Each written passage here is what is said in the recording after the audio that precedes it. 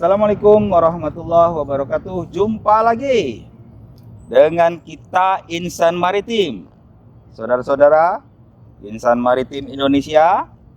Sore ini kita di Jenewa, Swiss. Dan pagi ini tadi saya terima berita yang sangat mengejutkan. Dan alhamdulillah masih bersama dengan Kapten Diono, tokoh maritim Indonesia. Mungkin lebih baik Kapten Diono memperkenalkan secara pribadi kepada insan maritim karena masih banyak yang ingin kenal dengan saudara. Silakan.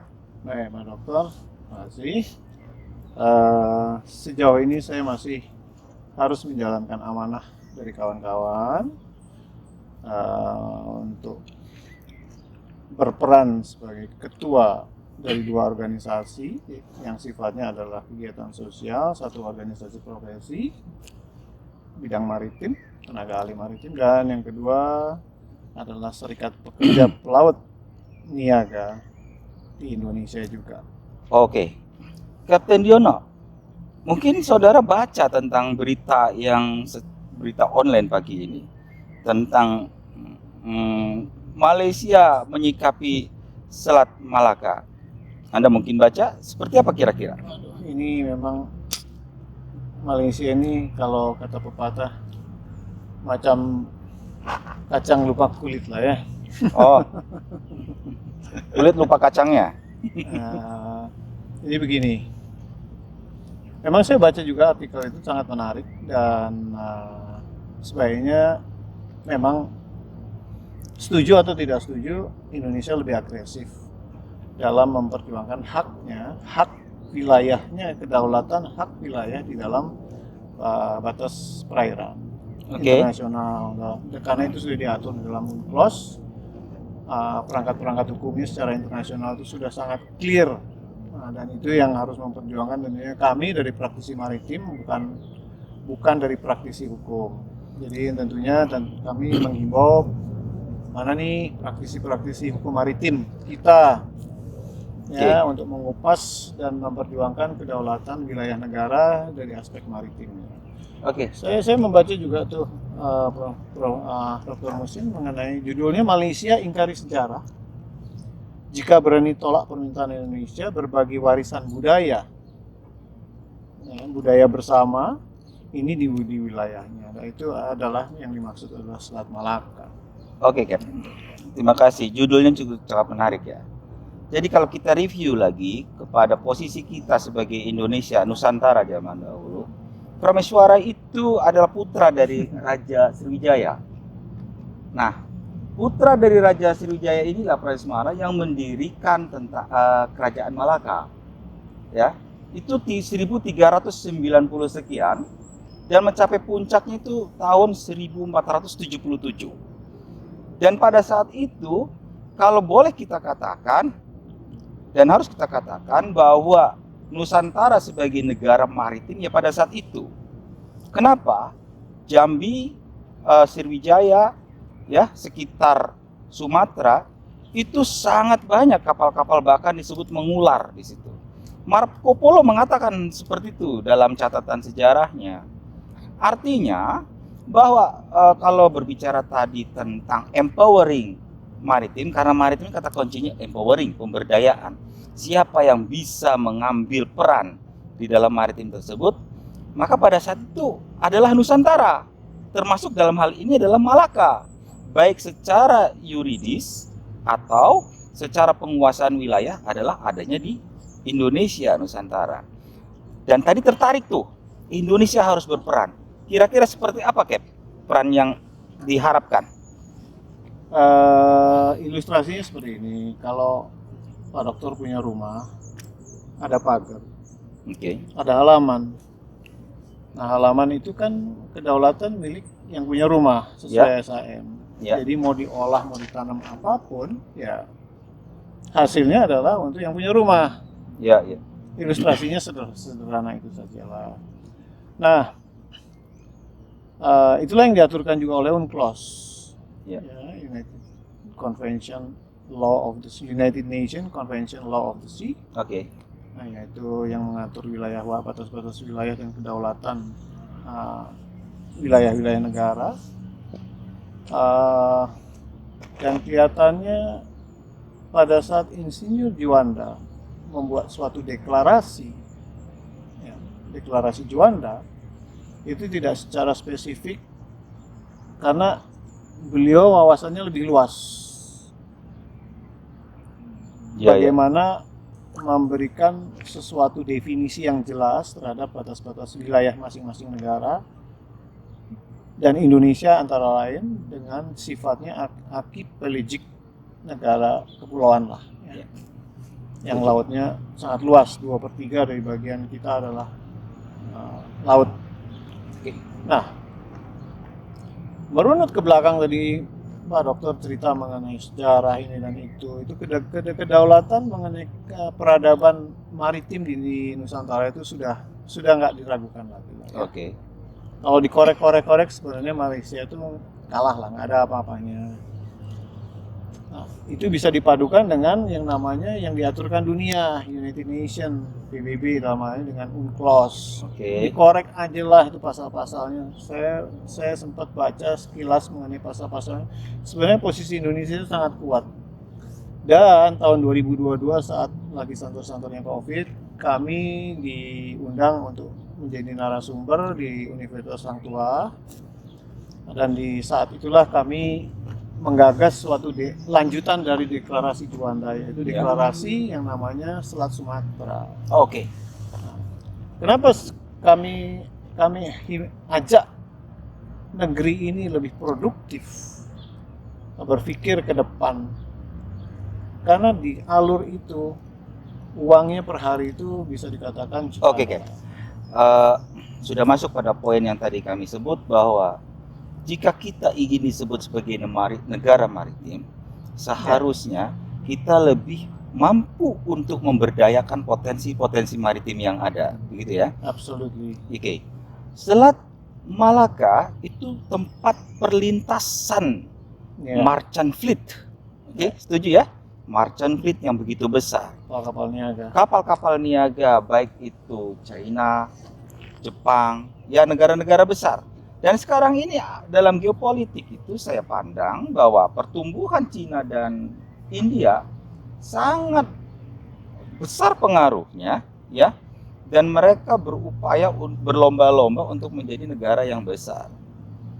Kita harus ingat bahwa paradigma negara besar itu tidak lagi kepada negara yang besar wilayahnya, lalu kaya sumber daya alamnya, tapi sudah kepada paradigma itu bergeser pada negara yang menguasai teknologi. Nah, sekarang di dalam pembahasan Selat Malaka ini, kira-kira siapa yang lebih memberdayakan Selat Malaka dibanding Indonesia?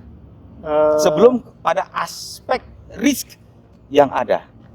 Oke, kalau sekarang ini kan ranah selalu difasilitasi di dalam yang namanya TTEG, Tripartite Technical Expert Group. Pertemuannya itu setiap tahun. Oke. Dan disitulah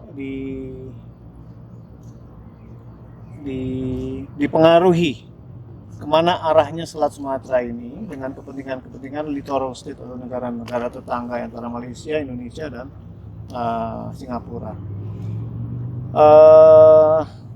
Tentunya saya pernah sekali menjadi perwakilan menghadiri yang namanya TTIG dari asosiasi. Apa disebut SOMS? Strait of Malacca. Strait of Malacca. Oke. Strait of Malacca in Singapura. SOMS ya. Nah, itu tuh sebaiknya mungkin pada saat negara hadir di TTIG itu harus dihadirkan figur-figur yang benar-benar merah putih ya. Oke. Setuju saya. Jadi dia harus bersuara kuat bagaimana memperjuangkan bahwa memang hak Selat Malaka itu ada penggalannya, yaitu Selat Sumatera, di mana tadi Pak Dokter bicara mengenai risk, di mana risiko itu kan linear high risk high profit ya. Iya. Nah, high risk high di mana risiko itu ditanggung sepanjang Selat Sumatera oleh tanker-tanker besar yang membawa bermuatan minyak untuk ke daerah Cina, Jepang, Taiwan, Korea, sebagai negara-negara industri, tapi kita secara profit nggak dapat apa-apa. Kapal-kapal itu memang boleh innocent passage, Oke. tapi dengan risiko tinggi. Kalau coba bayangkan kalau terjadi apa-apa seperti di Selat Suez, terjadi sesuatu yang katakanlah bencana hebat, sehingga terjadi polusi sedemikian hebat juga. Apakah jatuhnya ke pantai Malaysia? Tidak. Mayoritas ke pantai Indonesia. Apakah jatuhnya ke pantai Singapura? Tidak. Jatuhnya ke pantai-pantai Sumatera. Iya.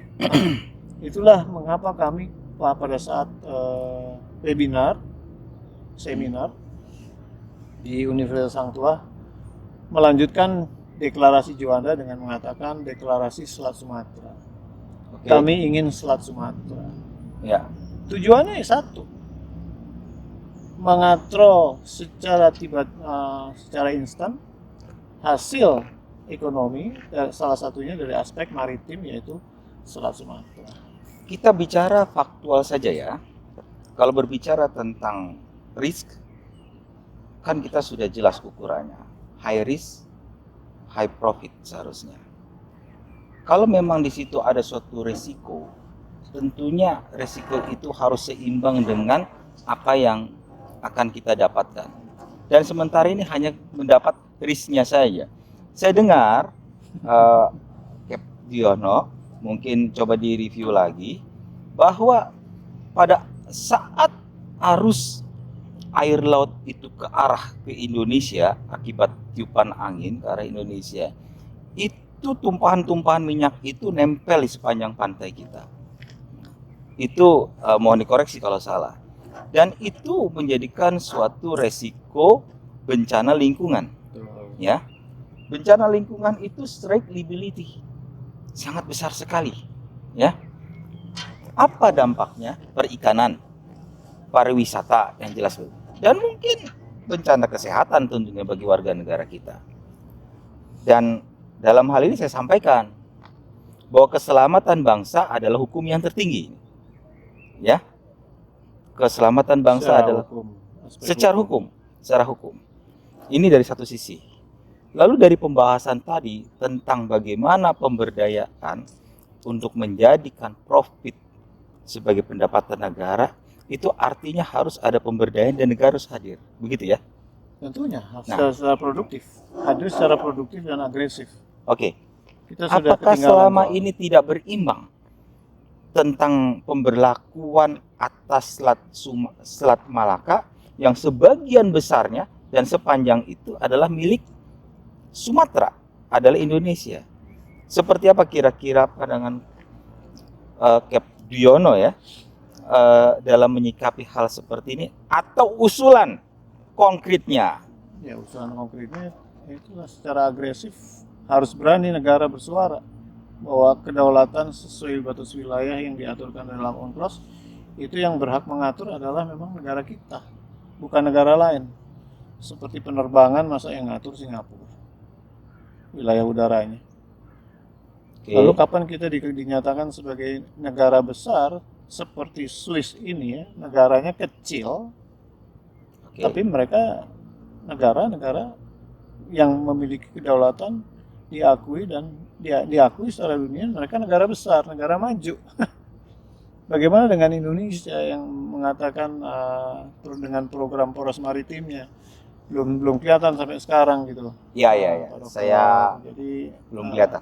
Ya, itulah kalau dikatakan apa saran kami ya, tentunya dari deklarasi mengenai Selat Sumatera ya, pemerintah paling tidak juga berani menyuarakan ya, mengenai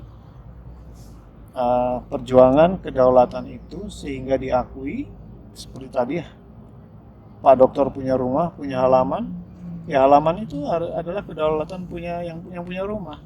Apapun hasilnya dikelola oleh yang punya rumah. Apapun aturannya diberlakukan oleh yang punya rumah. Itu ilustrasinya. Jelas, kita ini kan memiliki, kalau berbicara tentang laut, ada undang-undang yang mengaturnya, ada aturan ya, UNCLOS. Oke, berbicara tentang kapal yang melewati itu jelas harus berpatokan kepada 4 pilar. Salah satunya terkait dengan bencana maritim, dalam hal ini MARPOL. Setuju ya? MARPOL. Kapalnya harus comply. Krunya harus comply terhadap aturan dan konvensi. Oke? Lalu berbicara tentang bertetangga itu sangat jelas batas-batas sesuai UNCLOS. Berbicara tentang aturan hukum kita, Undang-Undang 17 juga mengatur. Bicara tentang daerah-daerah sepanjang Selat Sumatera, itu Kepulauan Kepri, Kepulauan Riau, Provinsi Riau, Jambi, sampai dengan ujung, itu diatur. Mereka mempunyai hak untuk pengelolaan 12 mil laut. Nah, artinya undang-undang itu kan mengatur tuh tentang hak-hak atributif, ya, kewenangan atributif. Undang-undangnya udah bagus. Undang-undang bagus ya. Undang-undangnya bagus. Tinggal pelaksana undang-undangnya saja. Ya, artinya daerah-daerah itu diberikan kewenangan untuk mengatur daerahnya sehingga bisa memproteksi warganya, dalam hal ini warga Indonesia. Gini Prof. Jadi Ya. saya potong dikit ya. Sorry Pak Dokter. Saya katakan undang-undang di Indonesia semuanya sudah bagus. Jadi jangan ribut mengenai undang-undang baru ya. Oke. Karena itu saya katakan yang perlu dipertanyakan adalah pelaksana kebijakan, pemangku kebijakan dalam melaksanakan undang-undang yang udah ada. Jadi itu salah satu saran. Sadari itu. Berhentilah kontradiktif, kontraproduktif. Contohnya masalah yang lagi cukup populer antara KPLT, Bakamla, itu untuk merubah yang namanya nomenklatur negara dan membuat Berbiaya tinggi ya? Biaya tinggi lah, belum aturannya biayanya juga mahal ya. Saya katakan kurang produktif lah. Ya berhentilah kita bertekak di dalam negeri dengan sesuatu yang kontraproduktif. Iya.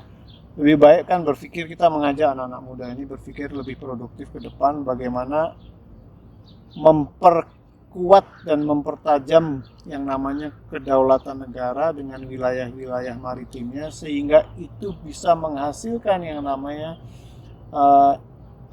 aspek ekonomi dari segmen maritim. Oke. Itu yang lebih penting saya rasa.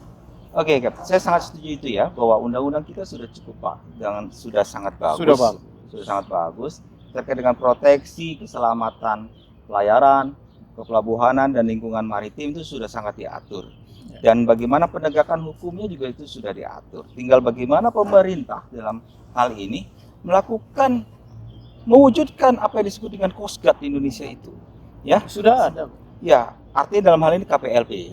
Tinggal mencetuskan aja PP-nya aja dikeluarkan. Tinggal dilanjutkan saja. Dan itu merupakan jaminan bagi pergerakan ekonomi maritim. Gitu. Ya, pertanyaannya seperti saya singgung. Apakah dengan nomenklatur yang baru kita harus menunggu pembuktian bahwa badan yang baru dibentuk bisa mengatur secara instan? Dibalik, kalau menurut saya, aturan baru itu apakah menjamin akan Jangan buat aturan baru. Aturannya sudah bagus. Iya. Aturannya sudah bagus. Iya. Saya sangat setuju itu. Jadi hanya buang-buang waktu, buang-buang tenaga, buang-buang energi dan mengajak rakyat berpolemik dengan hal-hal yang tidak produktif lah. Sementara Malaysia sendiri dalam hal ini konsisten bagaimana untuk memberdayakan, bagaimana mengeksploitasi wilayah-wilayah Indonesia. Ya. Itu. Padahal kita memiliki separuh daripada potensi maritim tersebut ya. Oke, saudara-saudara, insan maritim semuanya, ini waktu tidak cukup. Mungkin kita kalau berbicara tentang maritim ini, hari ini berbicara mungkin sampai 3 bulan tentang maritim Indonesia belum selesai-selesai. Ya, karena dalam pembahasannya juga di belakang sana masih melakukan pembahasan. Tentunya dalam hal ini saudara-saudaraku harus kita sadari, insan maritim, bahwa pertumbuhan ekonomi dari sektor maritim harus kita lakukan. Kedaulatan maritim harus kita laksanakan.